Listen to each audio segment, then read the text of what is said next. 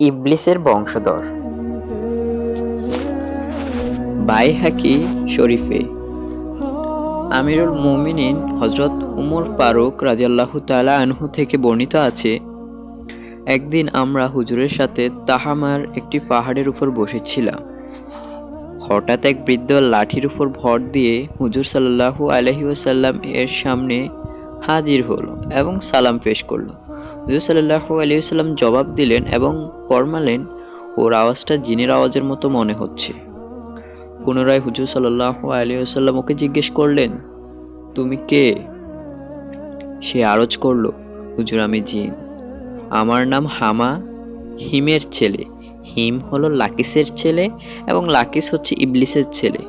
হুজুর সাল্লাল্লাহু আলাইহি ওয়াসাল্লাম বললেন, তাহলে তো তোমার ও ইবলিসের মাত্র 2 প্রজন্মের ব্যবধান। পুনরায় জিজ্ঞেস করলেন, তোমার বয়স কত? সে বলল, ইয়া রাসূলুল্লাহ, পৃথিবীর বয়স যতটুকু আমারও বয়স ততটুকু হবে, তবে কিছু কম হতে পারে। যেদিন কাবিল হাবিলকে হত্যা করেছিল সেই সময় আমি কয়েক বছরের শিশু ছিলাম, তবে কথাবার্তা বুঝতাম, পাহাড়ে দৌড়াদৌড়ি করতাম, মানুষের খাদ্য শস্য চুরি করতাম, মানুষের মনে কুমন্ত্রণাও দিতাম যাতে ওরা আত্মীয় স্বজন ও প্রতিবেশীদের সাথে অসৎ আচরণ করে।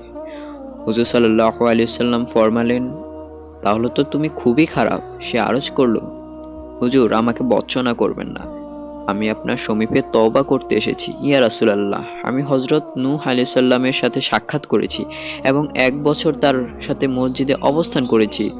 আমি তার দরগাহেও তওবা করেছি। হযরত হুদ, হযরত ইয়াকব ও হযরত ইউসুফ আলাইহিস সালাম সংস্রবেও আমি ছিলাম এবং তাদের কাছ থেকে তাওরাত শিখেছি এবং ওনাদেরও সালাম হযরত ঈসা আলাইহিস সালামকে পৌঁছেছি।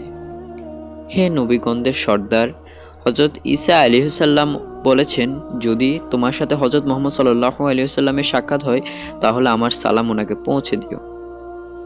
তাই হুজুর, এখন আমি সেই আমানত থেকে দ্বারমুক্ত হওয়ার জন্য আপনার সমীপে হাজির হয়েছি। এটাও আশা আছে যে আপনার পবিত্র জবান আমাকে কিছু আল্লাহর কালাম শিক্ষা দিবেন।